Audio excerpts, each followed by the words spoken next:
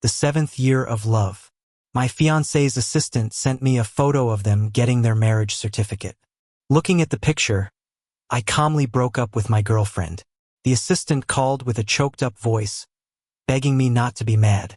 He said it was just a joke photo with Karina, who's under a lot of pressure at work, and to please understand. He said everything was his fault. On the other end of the phone was Karina, speaking in a tone she'd never used with me before. She said, "Honey, don't get upset. No need to explain to him." She added, "Where's he gonna go after leaving me?" I didn't respond. I just threw away the engagement ring and picked up my acceptance letter. I flew abroad and turned off my phone, starting to pack quietly. Karina didn't come home all night. She stumbled in the next morning, reeking of alcohol. Seeing me on the couch, she ordered in her usual commanding tone, "Make me some sugar water." I glanced up and didn't respond, just continued packing my things. Seeing me not answer, Karina came over, frowning. "Victor, are you deaf?" Noticing my packed luggage, she paused, then her face darkened. "What's this? You really plan to break up?" Without looking at her, I replied calmly, "Breaking up isn't something to joke about." Maybe it was my calm demeanor that made Karina's gaze turn icy. She kicked over my suitcase and looked down at me. "Have you had enough of this tantrum?" I glanced at her, a mocking smile on my lips. "A tantrum? You went and married someone else. Why would I listen to anything you say?" Karina looked even more impatient. "Haven't I explained? It was just for fun. Nick's got cancer. He wanted to give his parents some comfort before he passed. You know, he's been with me since graduation, more than an assistant, a friend. Why shouldn't I help him?" Her tone sounded condescending. "It's fine. Once he's gone, we can get the license again." I waved my hand, interrupting her ridiculous explanation. "Enough. There's no need to tell me. You have a husband now. Discuss things with him." Karina's expression turned cold again. "In the end, you're just unkind and don't trust me. If that's the case, we shouldn't get married." Her tone was threatening, but I was unfazed. "All right." Karina was taken aback, disbelief in her eyes. "You're serious?" I didn't answer, just picked up my suitcase and started to leave. As I passed Karina, she suddenly grabbed my wrist, her words icy. "Think it through. Without me, you're nothing." I looked into her eyes, this person I loved for 7 years, seeing only coldness and disdain now. It hurt, no doubt about it. I took a deep breath, smiled, and gently pried her fingers off. "Wish you both happiness." With that, I walked out without a backward glance. Before I closed the door, I heard Karina's furious voice behind me. "Victor, don't think you can come crawling back. Let's see how far you get without me." I stopped and turned around, not out of regret or longing. I just wanted to see the face of the girl I once loved so deeply, now so loathsome. Karina stomped to the doorway, gave me a cold look, and slammed the door with a loud bang, loud enough to express her anger. At the entrance to the apartment complex, I ran into Nick. Didn't need to ask. I knew he'd brought Karina back. He was probably waiting for us to fight so he could play the caring role. He lowered his window, glanced at my luggage, and smirked. "Oh, isn't it Victor? Got kicked out by Karina, huh?" I gave him a cold look, ignoring him, but he blocked my path, grinning mockingly. "Good riddance. You're too old for her anyway." I stopped, taking in his smirk, and laughed. "Yeah, I'm not a match for her. Someone like you living off her is just perfect." His expression changed. "You." I kicked him hard in the stomach and walked away without looking back. Trash doesn't deserve courtesy. That night, I found a hotel to stay in. Lying in bed, memories flooded back. Karina was once my everything. Unfortunately, she was a high and mighty princess, while I was just a regular bookworm. We met in college, though we didn't interact much. Like all the guys who liked her, I just watched her from afar. Followed her to class, out of class, to meals. In the end, I even switched majors just to be around her more. Until today, I'd never regretted that decision. Because that's what led us to get closer. I got picked by Karina for a project because of my good grades. I remember being so nervous that I stammered, finally blurting out, "I do." Karina laughed, her eyes crinkling. Sounds like you're taking wedding vows. Everyone teased me. I looked down, embarrassed but happy. She didn't mind, she even helped me out. Don't tease him. Victor's so talented. I'm the lucky one to pair up with him. After that, our relationship grew. When I confessed my feelings, she agreed without hesitation. We spent the college years as the couple everyone envied. I had excellent grades and got offers from international companies as soon as I graduated, even a scholarship to study abroad. But I turned them all down for Karina, starting at her family's company from the ground up. She also fought with her family to be with me, struggling for a space for us under her family's pressure. Sometimes I still can't make sense of it. Why Karina and I ended up like this. I mean, we both had the same goal, to provide each other with a stable future. But ever since Nick showed up, everything changed. He's younger than me, more energetic, and better at making people happy. At some point, our conversations shifted from sharing everything with each other to her talking about little details with Nick. At first, I was angry, jealous. But after a few arguments with Karina, seeing her indifferent expression and hearing her say I was making a big deal out of nothing, I got it. Her heart was no longer with me.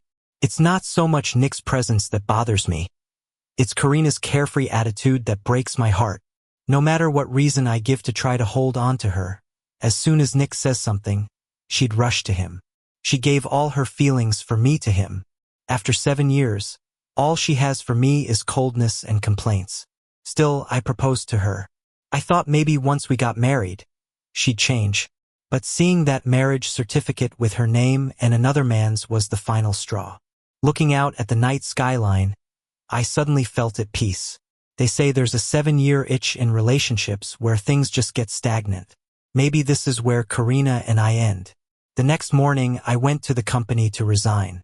Honestly, it was just for show. My authority had long been undermined there. They didn't even question my resignation and approved it. Afterwards, the HR director called, pretending to be concerned. Too bad, Victor. We were looking forward to your wedding with Karina, she said in a tone dripping with sarcasm. I just smiled, unbothered. Don't worry, you'll get your invitation soon. Before I even left the building, Karina called. Victor, enough is enough. I rejected your resignation. You better stop or you won't get a penny and I'll kick you out. I chuckled coldly. 7 years together. Did she really think I was there for wealth, that money could sway me? Do whatever you want. I don't care, I replied and blocked her. Silence was bliss. I submitted my resignation again, and Karina agreed without hesitation. Once I got my papers, I left without looking back. That night, I slept better than ever, with no worries about Karina, the company, or anything else. Early morning, a loud ring woke me. Victor, what's your problem? The project's signing today, you better be there. Karina barked over the phone. I shook my head, waking up fully. Holding back annoyance, I moved the phone away and waited for her to finish. Then I said slowly, Ms. Lou, you must have forgotten. I quit yesterday and you agreed. So what does your project have to do with me? Victor, she snapped, her voice full of anger. I warn you, don't make me use legal means. Your resignation may have been accepted, but we haven't finished the handover. I can sue you if you don't show. I wasn't playing her game. I coldly replied, don't try to threaten me. If you'd read my resignation properly, you wouldn't be wasting your time talking to me. With that, I hung up. I didn't expect to run into Karina so soon after. After I quit, several companies reached out, offering opportunities. One came from a company's boss, inviting me to dinner. Couldn't refuse, so I went. The boss was generous, booking a high-end hotel. But as soon as I arrived, I saw familiar faces from my old company filling the lobby. I realized the hotel was owned by my previous firm, and Karina's project was likely there. As I hesitated, Nick appeared out of nowhere, blocking my way. Isn't that the loser? He sneered, challenging me. What, got cold feet now? I shot him a cold glance, smirked. I guess I didn't beat you enough last time. Coming back for more? Nick's face fell, he backed up a bit, humiliated. Victor, don't think you're all that, he barked. Karina's my wife now. You're just a useless failure. I ignored him, pushed past, and entered the hotel. Nick was yelling about calling security, causing a scene. People were staring. I waved casually, acknowledging them, then proceeded upstairs. The boss had reserved a room on the second floor. But someone clearly didn't want me to leave easily. "Victor, stop right there." Karina stormed up in her high heels, looking me over with disdain. "On a day like this, you show up dressed like that? Even if you don't care about embarrassment." "I do." She told her assistant to take me for a makeover, but I shrugged them off, amused. "Karina, how many times do I have to tell you? Quit. We have no ties. I'm here for a meeting, not your charade. What I wear is none of your business." Karina was taken aback, almost reflexively mocking. "Meeting someone here? As an unwanted son-in-law, I really didn't belong here." I didn't bother explaining, turned around, and headed upstairs. But right then, another voice stopped me in my tracks. "Hey, Victor. Long time no see." I turned around, and a chubby middle-aged man was warmly approaching. It was Tom, the president of Gina Group and one of today's main figures. The project Karina mentioned was this collaboration with Gina Group. "Tom, long time no see." I walked over, and after a brief chat, Tom suddenly turned and looked at Karina. "I trust Victor completely. I can sign the project contract today, but I have one condition. Victor must be in charge of our projects moving forward." Hearing this, even Karina froze in disbelief, quickly shook my hand. "Tom, that's not right. I was about to say that I had already resigned, but Karina pulled me back with a sly smile aimed at Tom. "No problem, Tom. We can definitely do that." She grabbed my arm tightly. "Victor, you better cooperate with me," she whispered with a no-nonsense warning in her tone. I gave a snort of laughter and shook off her hand. With Tom present and everyone else looking on in confusion, I spoke up loud and clear.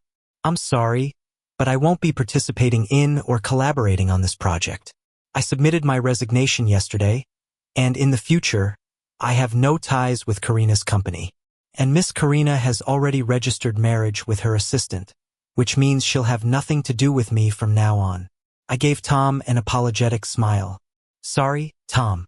Looks like I won't be able to work with you anymore." Karina stood there in shock, not expecting I'd draw such a hard line. Tom's expression turned slightly grim. "Karina, is what he's saying true?" For a mo, Karina seemed at a loss, and Nick hurried over, all flattery. "Tom, don't worry about it. This guy's just a freeloader. What you're interested in is Gina Group's strength. I'll take full charge of the project now." Tom looked at him, then at Karina, and his eyes were filled with disdain and amusement. "A pretty boy trying to negotiate with me? Karina, your humor sure is something." Tom led his team out, but before leaving, he took my hand and said if I ever needed a job, they'd consider me first. I nodded and agreed, smiling. Once Tom's group left, Karina couldn't hold back and came rushing over, ready to slap me. "Victor, you jerk. Do you know how much you've cost the group with your little stunt?" I grabbed her wrist and pushed her away coldly. Karina, being pampered all her life, had never been treated like this.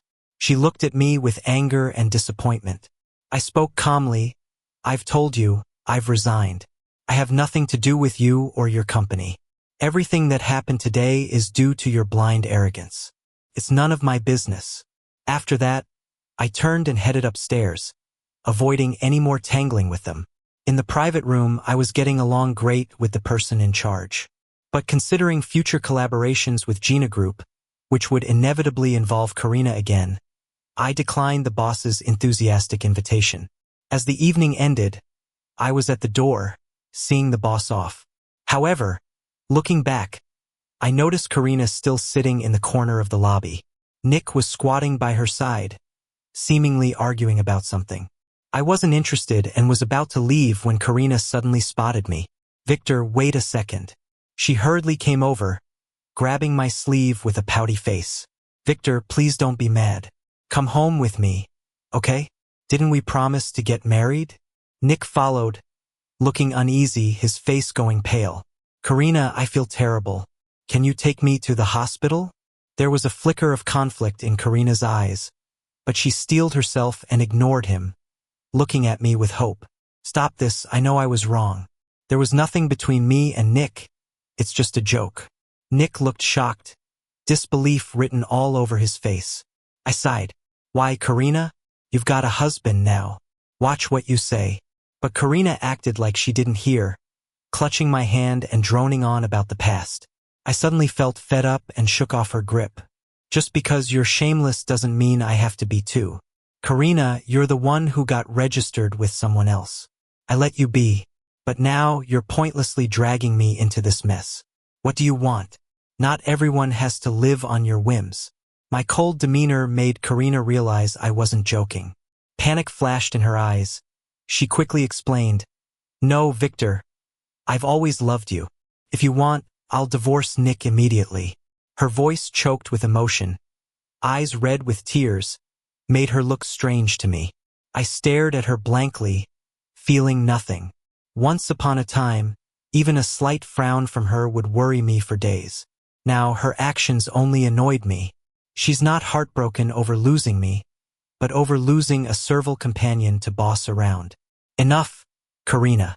Stop bothering me. If you really care, look at your poor new husband. She remained unresponsive, just hung her head, sobbing about it not being true, over and over. My only husband is you, can only be you. I know I was wrong. From now on, I've lost interest in listening. If she'd said that earlier, I might have risked everything for her. Now it's just irritating. I shrugged off her hand, coldly saying, Save it. Think about how to deal with today's breach of contract. Such a big project delay will definitely hit the group hard. Karina naturally understood. While she hesitated, I turned and strode away, but I underestimated Karina's persistence. It wasn't long before she found out where I lived and was waiting at the entrance. I was gonna ignore it, but as soon as she saw me, she ran right over, trying to hug me. I coldly sidestepped. Miss Karina, why are you here again? I was getting a bit impatient. Karina looked up, her eyes meeting mine, speaking sincerely. I've thought about it. My dad's handling things at the company, so I don't need to worry. But you're the most important person to me. I didn't say anything. Or maybe it was that I didn't know what to say. She thought I was agreeing with her and cautiously leaned closer, trying to hold my hand. Victor, I twisted my ankle trying to find you. I sneered, looking at the figure behind her. If you twisted your ankle, you should see a doctor or go complain to your real husband. Not me. Hearing my words, Karina's expression nearly cracked. She turned and saw Nick, looking hurt not far behind her. She shouted in frustration, I told you to stop clinging to me. Aren't you done yet? Then she turned back to me, softness in her eyes. Victor, I'm planning to divorce him. I've really realized my mistake. Can't you feel how much I love you? I took a good look at her. Her love? Was there even love for me? I didn't think so. As the eldest daughter of the Liu family, she's used to being the center of attention. She can't handle my constant rejections, especially since I used to be her plaything. She tried to conquer me, but if she succeeded, I'd end up like Nick, something tasteless to her. Your husband's still here. Shouldn't you be comforting him? After all, you guys have a marriage certificate. I said with a sarcastic smile. Nick had already moved to stand behind Karina. Upon hearing my words, he embraced her from behind. Karina, come on. Let's go home. Okay? Karina tried to struggle. I coldly added, Karina, stop bothering me. You made your choice, now deal with the consequences. From now on, I don't want to see you. Maybe my words hurt her pride, because her face shifted from hurt to anger. She turned back to Nick and shot me a dark, disdainful look. Victor, if you don't appreciate my kindness, don't blame me when you come begging. I just laughed and shook my head, completely uninterested. News about the breach of Karina's company had spread, especially her affair with her assistant. It became public gossip. Inevitably, as her ex, I got dragged into it too. My phone blew up with calls from tabloid reporters. I had no choice but to go to the phone company and cancel my number to get some peace. But just a few days later, Karina returned, bringing her family's bodyguards to corner me at my apartment entrance. She even threatened that if I didn't go with her, she wouldn't let me leave the building. Reluctant to cause trouble for the neighbors, I frowningly got in the car with her. "Karina, are you done causing a scene?" I questioned. Despite a flash of annoyance, Karina's expression quickly turned calm. "Victor, I'm here because of my father. He's in the hospital and wants to see you." Her tone wasn't arrogant like that night, but rather pleading. I shrugged it off and leaned back in the car, closing my eyes to rest. When we reached the hospital's premium room, I saw Karina's father. Once a commanding man, he now lay pale and lonely in the hospital bed. "Dad," Karina called softly. "I brought Victor." Karina's father opened his eyes, his gaze sharp, exuding an intense sense of authority even in such a state. I marveled at how even Karina, so domineering with me, was now submissive, fiddling nervously with her clothes. It was her little nervous habit. In the past, I might have comforted her, but times change. I didn't need to play along anymore. So, I casually sat on the sofa and crossed my legs, smirking. "What's the matter?" Karina's father's gaze froze for a moment. Then he spoke flatly. "You should know that the company's stocks have plummeted." I chuckled but said nothing. His expression darkened. "I called you here to discuss marrying Karina soon. That way we can go ahead with the deal with Tom. It benefits both of us." He sounded weak due to his condition, but his disdainful, commanding tone was clear. Since he found out I was dating Karina, he did all he could to stop it. He thought that, as a poor guy from the countryside, I was after Karina's family's wealth. To this day, he still thinks the same. I laughed, now understanding their game. Failing to mend bridges with Tom after offending him, they'd turn to me once they learned of Tom's favorable opinion of me. I'd been a pawn to them all along, with no rights of my own. "I've arranged for her to divorce Nick. As long as you agree, you can marry my daughter right away." Karina looked at me with teary eyes, hoping I'd nod in agreement. I looked her straight in the eye, speaking slowly and clearly. "Sorry, I don't want anyone's leftovers." As soon as I finished, Karina's father's face darkened, and he slapped her hard. "Shameless thing, stirring up such a mess for a pretty boy and always making a fuss with me. Don't you see your worth?" Ignoring his underlying insults, I just smiled, not bothering to respond. Karina held her reddened cheek, staring at me, clearly hoping I'd say something. I stayed silent, just observing coldly. Then I snorted, got up, and left. Feeling his pride wounded, Karina's father could no longer maintain the pretense, leaping from bed and hurling insults at my back as I left. I ignored him entirely, treating it like a dog barking. I just didn't expect Karina to leave her dad and chase after me. "What's up?" I asked, feeling pretty impatient. Karina is choking back tears. "Victor, I divorced Nick. There's nothing stopping us now. Won't you marry me?" I don't say a word, just stare at her coldly. My meaning is clear. Karina starts crying, shaking her head. "No way. You didn't used to be like this. Is there really no chance for us? You know I love you." "But I don't love you anymore." I cut her off. "I don't believe you." Karina gets more emotional. "I don't believe you, Victor. You used to love me so much. Did you forget?" She's yelling at me hysterically. It's hard to believe this was once the cool and composed CEO.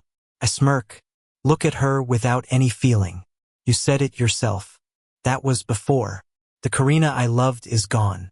My words hit Karina like a thunderclap. She shakes her head furiously, still trying to make a case. But I'm out of patience.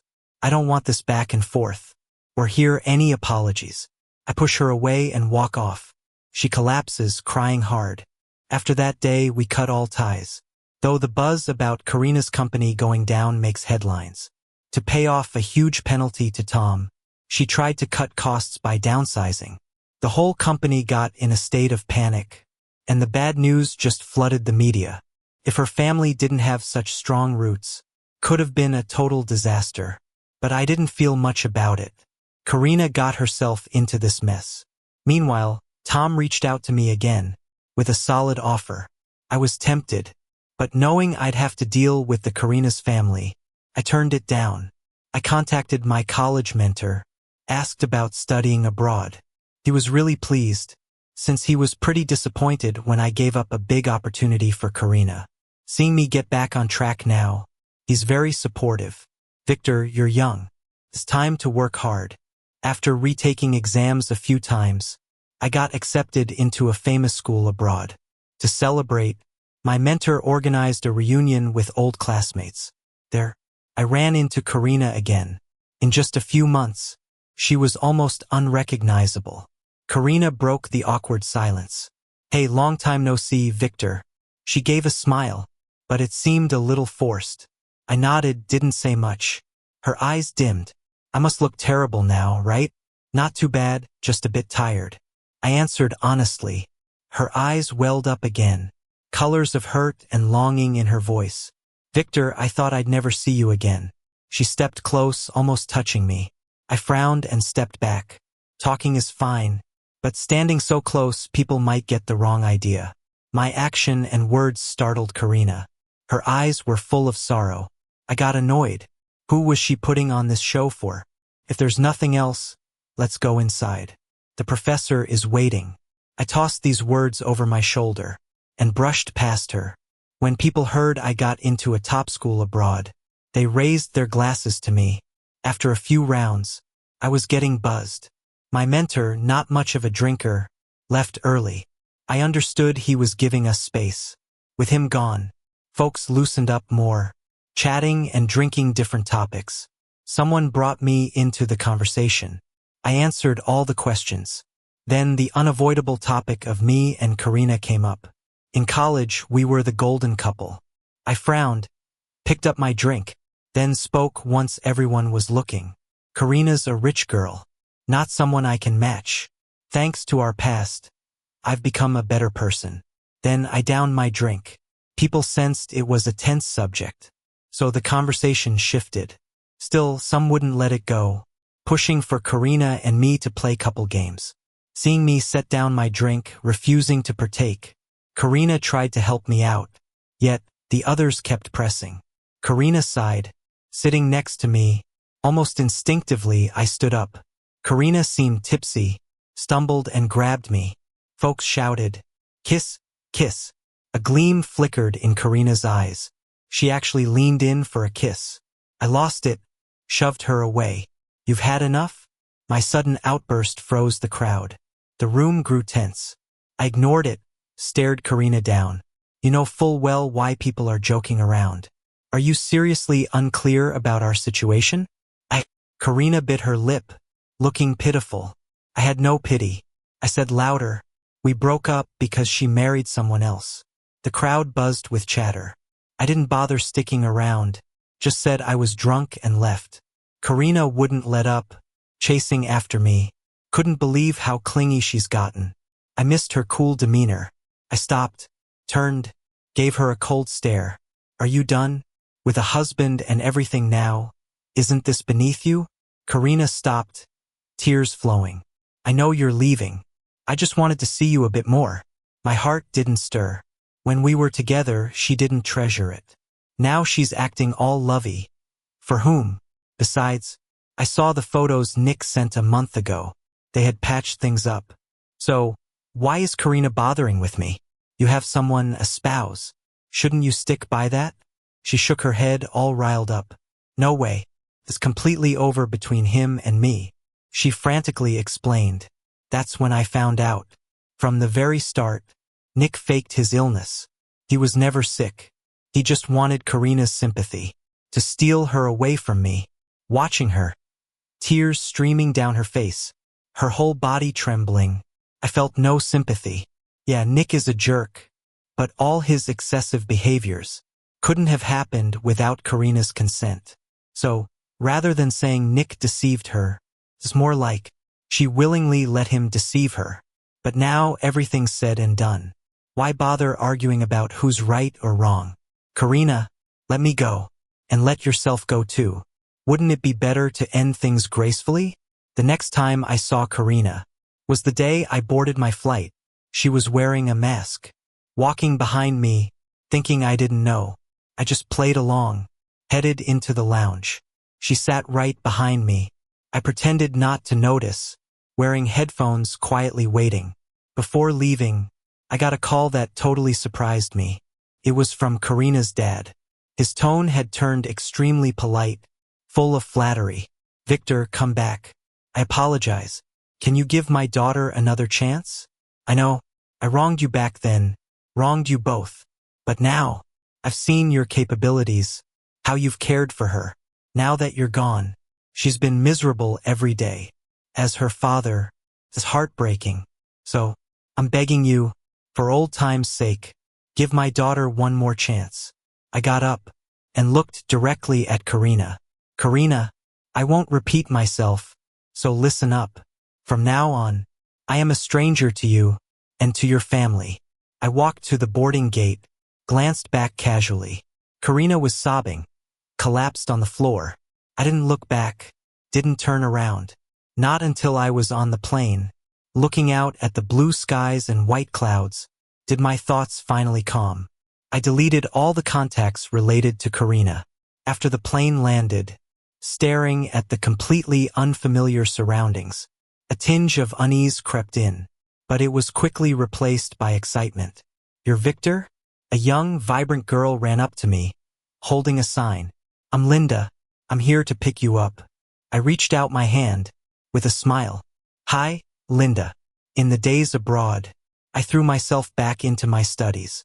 Those messy thoughts in my heart slowly faded away amidst the busy coursework.